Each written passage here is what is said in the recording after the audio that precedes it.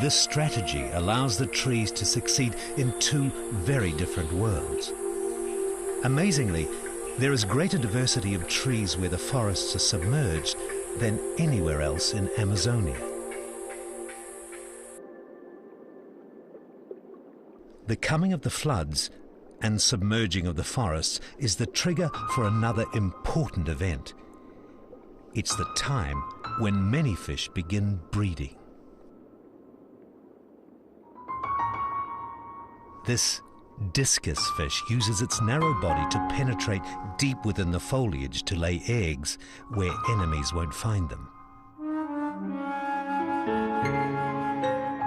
It constantly watches over the precious brood for 2 days until hatching.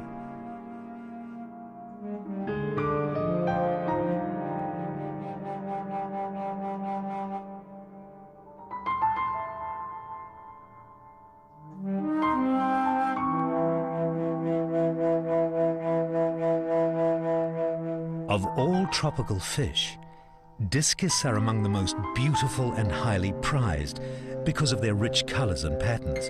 But during spawning, their bodies lose the rich pattern and become darker as they prepare to give their offspring a precious gift.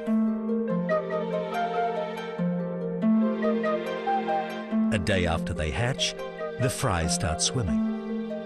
They keep very close to mother and father, so close, some appear to be mouthing the bodies of their parents. In fact, the first meal for young discus is a mucus secretion from the skin of their parents called discus milk.